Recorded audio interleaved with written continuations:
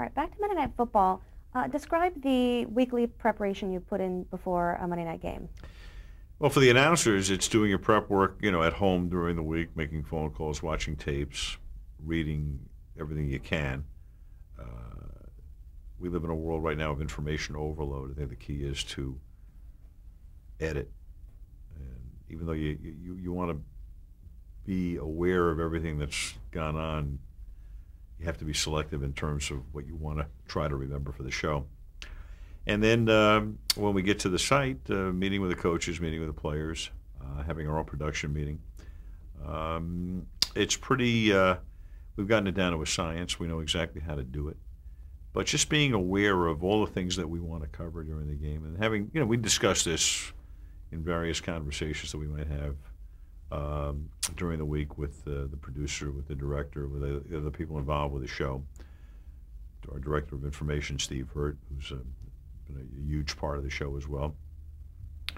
And by the time we get to the show, you have to think that you've got everything pretty much buttoned down, and away you go. And then you're at the beck and call of the teams themselves and the show that they're going to put on for you on any given telecast. But in terms of doing the show itself, got it down to a science, and there's pretty much no stone unturned by the time we get on the air.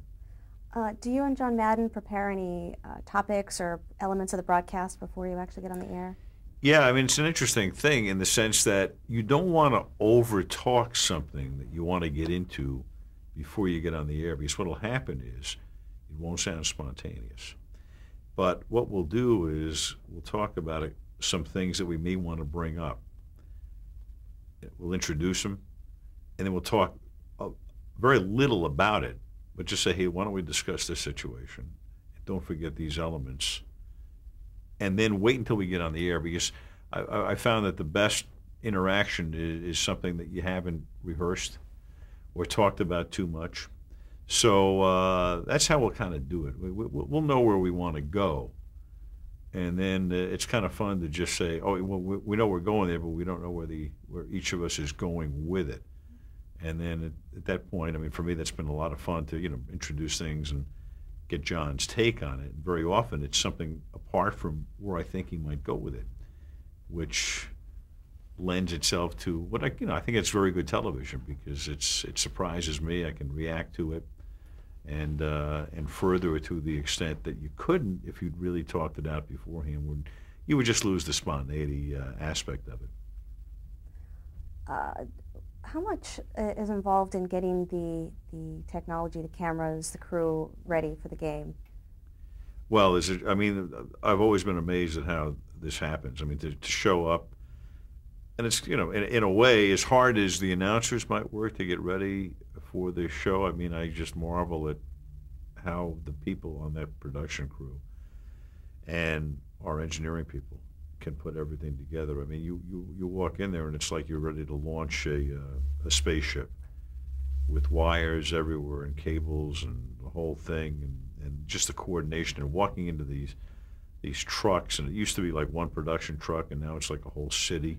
It's an entire compound, and it's phenomenal. And in a way, I've always tried to stay abreast of what it is they do. But I mean, I'm to the point right now where I'm in awe of how this happens every week. How you can put all of this together and make it flow and make it look so easy. And I mean, when I sit at home as a viewer and I watch it, and I'm thinking to myself, this looks so simple. And then you realize how hard it is. But it's great. I mean, that's one of the great thrills for me in being a part of ABC Sports all these years. I've worked with so many people who are just the best at what they do. I mean, they're unsung, but they're the best at their craft. And they have this unbelievable and innate ability to take things that are very difficult to do and make them look so simple. And they make us look good in the process, too.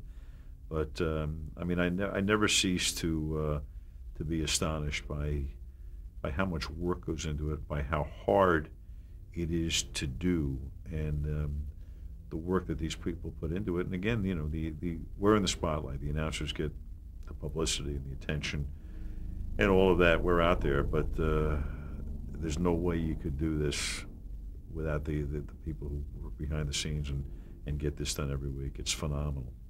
What kind of equipment do you personally use in the booth during a game? Nothing. I mean, pencil, pen, paper, and all of that. So there's no real. I mean, I have access to a lot of equipment, obviously, but between the monitors and a graphics monitor and all of the rest. I mean, I've learned, but it's there for me. I don't have to. I don't have to bring a thing to the game really. And in terms of heavy equipment, but I know enough about how to use what's available to me to make it work. But I mean, the essence of my job is to communicate. So in terms of having equipment, how many monitors do you usually use in the booth to look at replays, that sort of thing? Well, we have a line monitor, which is going to show you what's going on the air, a preview monitor, which might show me a graphic before it comes on the air. There's another monitor which we can look at a replay before it airs on. There's a graphics monitor. There's an off-air monitor, which is what we call net return, so that I know we're in commercial, or I know what's actually being transmitted on the air. So, and then it's duplicated on John's side as well. So I guess there are probably about 12 to 14 of those babies up there right now, and a telestrator monitor too, in case I want to draw and take a couple of, in effect, Crayolas and and begin to etch out things. But for the most part, John does that. Do you sit or stand during the broadcast? I like to stand, and I've discovered through the years that in standing, it seems as if it's easier to keep your energy level a little higher. Now, when I started my career and I was doing baseball on radio, I would sit for the most part. But for television, for some reason, I don't know, maybe I've just gotten used to it. And plus, you have the ability to, it just seems to be easier to look here, look there. And, there are certain monitors. I have a spotter, statistician, and it's just physically is probably a little easier to work in a standing position. But I don't think that much about it. I mean, it's just something I show up, there's a stool there if I want to use it. Occasionally I'll sit down, but for the most part, it's standing.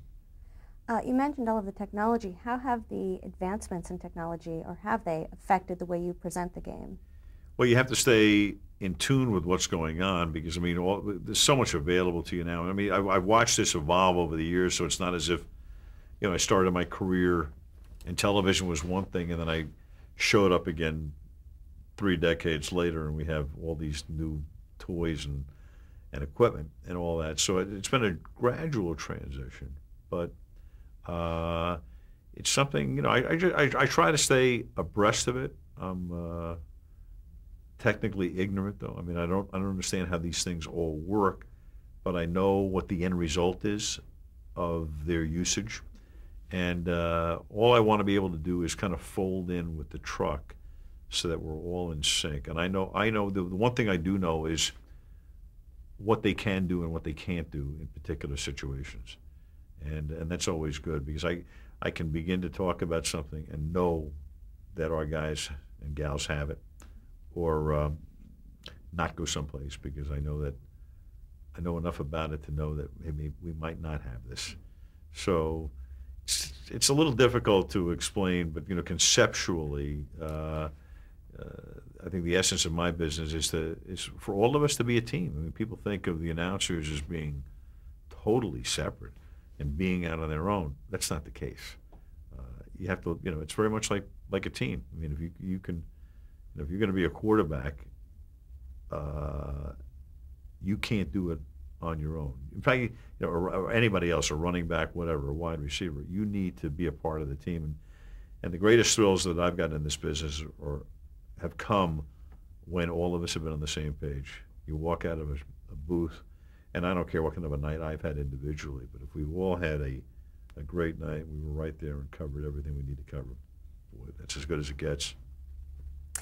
On a lighter note, talk about the Hank Williams Jr. song that leads into the broadcast. Why has it become so beloved by Monday Night Football fans? Well, I think that started, when country music was really at its apex a number of years ago. And remember the first time I saw it was in an affiliates meeting in Los Angeles. And it wasn't something that we were going to necessarily put on the air, but it was something that was done for an affiliates meeting. And everybody went wild at the affiliates meeting. And then we thought, well, you know what? Maybe this is something that should air, and it did. And it was very catchy, and it was very different at the time. And then the words, "Are you ready for some football?" As simple as they are, just they resonated. They struck a chord with everybody, and that became pretty much the signature motto of Monday Night Football. I don't know how it happened. I mean, I remember hearing the words and going, okay. The Hank Williams, the visual part of it, I thought was terrific. I thought the words were, they were just kind of simplistic. But now, I mean, and that's how if somebody wants me to autograph something, that's how I'll autograph it. Are you ready for some football? Because everybody knows what that means. It's terrific. And it's, a lot of people think, it's run its course. It should be enough already. But it resonates. How far ahead are the games chosen? Does ABC have a say in which teams are scheduled to play on Monday night? Well, the league gives us a schedule, and they have for years, and all the networks politic. You want the best games you can get, but you get some of them. You get some of the games you want, and you get a couple of games that are dubious, and then you always get a couple of games that you don't want at all. But that's the nature of the business. We're all fighting for the same games, is what it amounts to. The league has to apportion it. As the broadcaster, or the announcer, the play-by-play person, how do you keep a game interesting when it's a blowout or it's between two completely non-competitive teams? Well, you just try to find some elements, maybe some human interest stories, and all of that. At a certain point, the game goes away and ceases to be interesting, and you're playing out the string. But that's when to me, that's always when you earn your money, when you try to keep an audience, and what you try to do is tell some stories or go places that are a little bit different, because at that point, the game becomes not an irrelevance, but certainly not particularly interesting to the viewers. But it doesn't mean there aren't other stories out there that will keep somebody not only watching the game but interested in the game, and that's what you try to do. So you always come with, somebody once described, that your saddlebag's full. And then you only go in there if you have to, because for the most part, you just hope that the game is able to carry itself, and then it becomes easy. But through the years, I'm very experienced in dealing with what we call blowouts, and you just you do the best you can. You just try to keep it as interesting as you possibly can for the viewer. I wanted to ask, celebrities have become a fairly regular sight in the broadcast booth. Does that affect how you're able to call the play-by-play? No, they're just in there for brief periods of time, mostly in terms of promotion. If they want to promote an ABC show, then chances are somebody on that show will wind up in the booth. But do you have any favorite visitors? Well, we had David Letterman years ago. David, when he was on, I think, NBC, it goes all the way back to his years there. He was fantasizing one night about being on Monday Night Football, so we brought him in to call a couple of plays for. He was probably in there about a minute and a half, and then he showed it on his show on NBC. That was fun. We had Arnold Schwarzenegger has been in the booth a couple of times before he became the governor. He was there in 2000 when the Jets were playing Miami, and Miami was killing him. And in the third quarter, Arnold comes in and predicts that the Jets are going to win the game, just because he's in New York for the most part. Then he leaves, scores 30-7 Miami. The next thing you know, it turns out to be the game voted the most dramatic in the history of Monday Night Football, because the Jets do win the game. Not that Arnold really felt that way, not that he had any idea, not that he had any interest, because he was long gone by the time the game was over, but the Jets did win the game. Well, speaking of favorites, do you have a favorite Monday night game or a favorite player? Yeah, I would go back to 1994 when Kansas City played Denver on a Monday night game, and that was when Montana was ending his career with the Chiefs. John Elway was in his prime with the Broncos. And that was one of those very rare games that not only was decided at the end with Kansas City winning, but the game started out on a very high dramatic level and never ebbed. I mean, it was just phenomenal from start to finish. It was 60 minutes of just tremendous football, great plays all over the place, offense, defense, in Denver, where it was always a lot of fun to do a game at Mile High Stadium because the natural grass crowd was up against the field, confetti and all that stuff is being thrown from the stands and all of that. And that was a very special night. There have been some pretty good games in the history of Monday Night Football, obviously, but that I'd rank that as my favorite because it was just every series was just terrific from start to finish. That you almost never see. Have there been any memorable flubs or bloopers over the years you've been on the show? Well, I had my mic open once when I was swearing in Jacksonville, and that was a situation where we were supposed to do a 2-minute commercial. We wound up doing a 30-second commercial. So, that's one of those things that just happens, and people made a big deal of it. And in fact, good God, I read something where they had a bio of me somewhere online and pretty much, caught the essence of the stuff I've done in my career, and somehow this wound up in it, as if this was like this great flaw or foible or whatever you want to call it. And I'm thinking, it was one of those things. And believe me, for somebody who's been on the air as much as I have, and I was told, a couple of years ago that I have by far the most hours in the history of anybody on over-the-air network television, primetime television. To only utter one word that I shouldn't have over this period of time is pretty good. Yeah, that's not so bad. That's not so bad. Well, being the Monday Night Football play-by-play man, you also do the Super Bowl when ABC broadcasts it. Talk about the experience of doing the Super Bowl. How does it compare to a Monday Night Football game? Well, we think of Monday Night Football as a mini Super Bowl every week. So it's the one game in prime time running unopposed. There's no other football to watch on Monday night. So when you get to the Super Bowl, yeah, that is the Super Bowl, but we feel as if it's you're only taking it up a little bit in terms of the quality of what it is as opposed to a Monday night game. So the Super Bowl is a very interesting animal in that by the time you get to the game, people have been inundated with every story, especially when you have the 2-week break between the end of the regular or the end of the championship games and the Super Bowl itself. And so I think you do less background work during that game. It's more about the game itself because almost all the stories have been told. So all you're doing is just regurgitating what the media has done for the past 2 weeks, unless it's something that has happened that day or is very unique to to that particular situation. But for the most part, you're more into the game itself than you would be anything else. And it's very different than, I've done the World Series, I've done the NBA Finals, the Stanley Cup Finals as well. That's like a book with as many as 7 chapters in it, where you might be on as much as 21 hours over a 7-game series. Whereas, the Super Bowl, it's in and out in 3 hours, so it's much more condensed and very different than anything else. Now, what is going to happen to Monday Night Football after this season? What are the big changes in store? Well, next season it goes to ESPN. I'll stay on the package. And for the first time since 69, Monday Night Football will not be on ABC. But it stays inside the company. It goes to ESPN, and we'll see what happens. Should be fine, though. I mean, ESPN does a great job. They've done a great job through the years. And they've become the place where people think about sports first.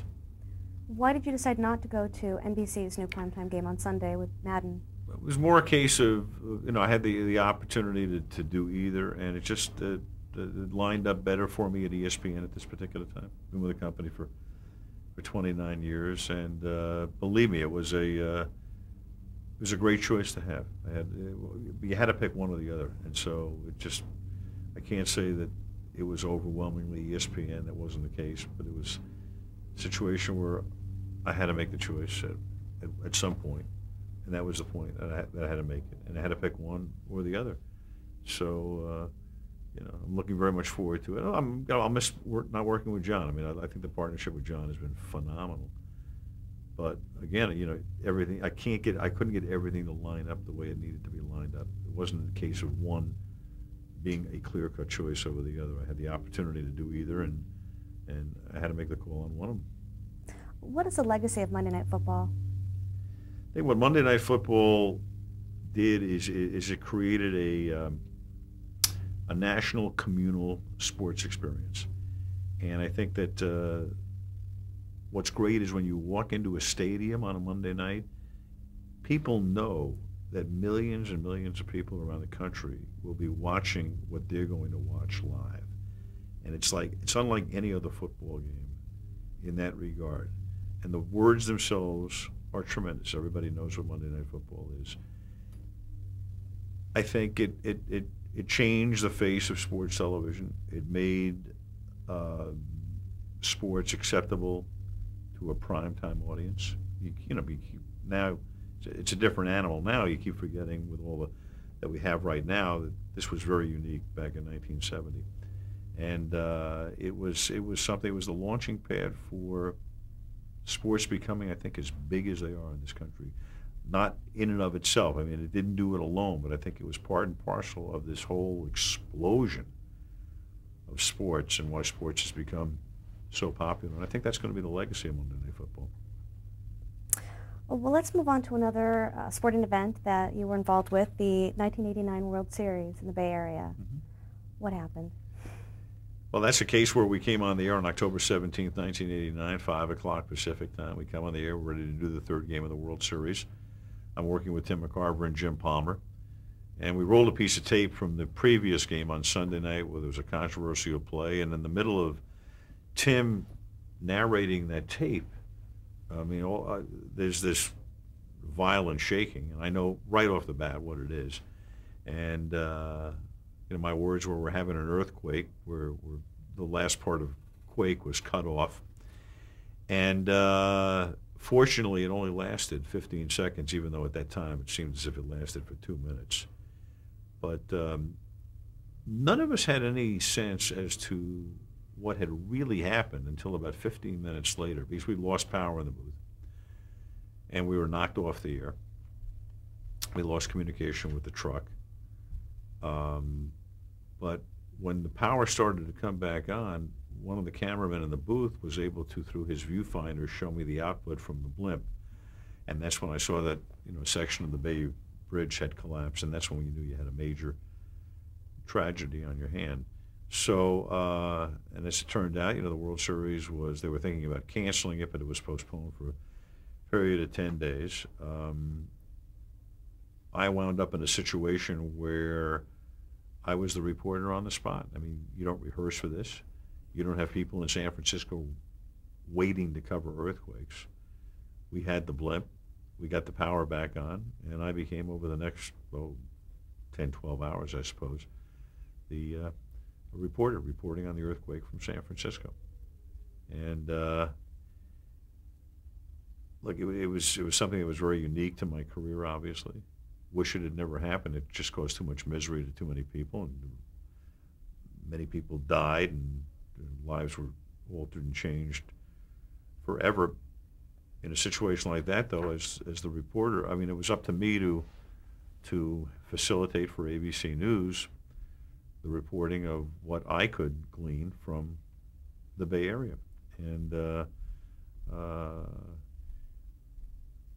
I think that night we had, obviously having the benefit of the blimp put us in a position to do a job that none of the other networks could do, and I think we were able to do that. And I was able to, in effect, with Peter Jennings and Ted Koppel both back east, they were anchoring the coverage. I was in San Francisco, but we could go back and forth and provide about as complete a coverage that was as complete coverage as was possible at that particular time. Things will be done differently now. I mean, networks now have plans for situations like this where you have a local event. You may not have network people there, but they know how to do it in a different manner. But that was kind of like at the end of an era when nobody really knew how you should cover these things. You got a staff of people in New York. You got a national, a tragedy, either a natural disaster or some other thing that nobody could prepare for happening. And it put me in a position where, I had to turn into a reporter that night. And how long were you on the air total? It's probably on the air until about 7 o'clock the next morning, as I recall, going all the way through Good Morning America. And I just found the irony of that to be that a lot of people were surprised. Gee, this is a sports guy and he's doing news. And I always thought, well, wait a second. Sports is the same thing as news. It's just the fundamentals are all the same. It's who, what, when, where, why, getting your facts straight, communicating what you know, gathering information, dispensing it.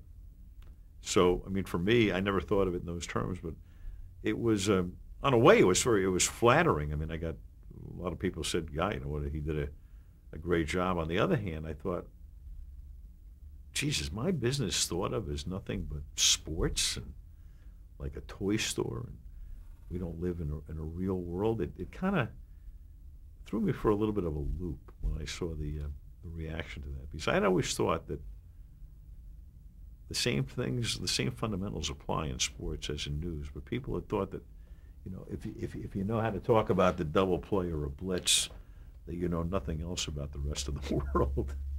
And I've always thought that was a little crazy, but hey, that was the perception maybe of some people of the sports business at that point. What sort of emotional toll did it take on you being on the air for so long, looking at such heartbreaking images?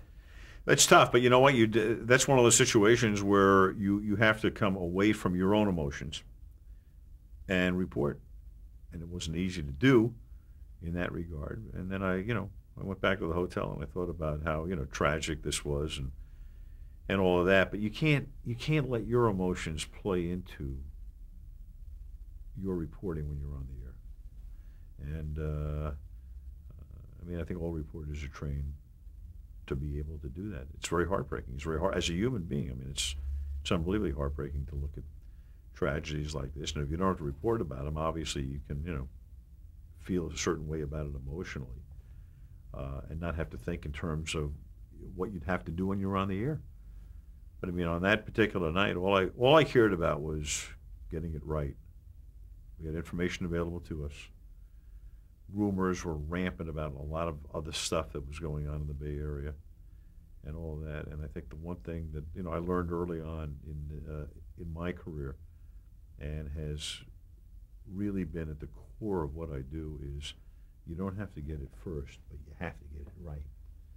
And that's all I kept thinking about that night. And I think the people that I admire and respect, and not just sports, but news or anything else, are those people. Nobody cares who gets it first. Gets it first is something that the promotion people, publicity people, the sales department, or somebody can brag about internally. Doesn't matter. Nobody remembers who had it first. But boy, if you get it wrong, they'll remember that. Did you agree with the decision to continue with the series? I did, very much so, because I had lived in the Bay Area for a number of years. I understood how important it was to so many people in that community. To, in effect, I mean, what had happened was, I mean, I looked at it, to use a sports analogy, this was a punch that knocked them down. I mean, they're in a fight, and boom, somebody hits you on the chin, and now you go down to the canvas. But in life, as in sports, if you can get up off the deck, that's what you want to do. And the Bay Area got up off the deck. I mean, the option was to say, "Oh, woe is me, this is terrible, horrible, blah blah blah. We'll never recover." But I think this was part of the recovery process. The Bay Area they knew they had to recover. They knew they had to return to normalcy at some point. And this was part of that process.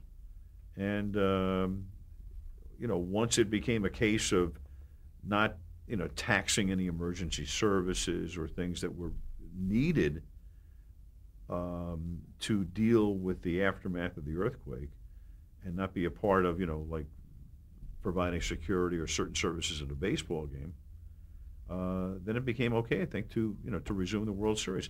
You couldn't have resumed it a couple of days later, but they waited 10 days and they resumed it, and I thought that was perfect because it sort of in a way provided a focal point and a visual. It was visually apparent to everybody in the Bay Area, we're back. We're not all the way back, but we're coming back. Great. Let's stop right there. Okay. That's great.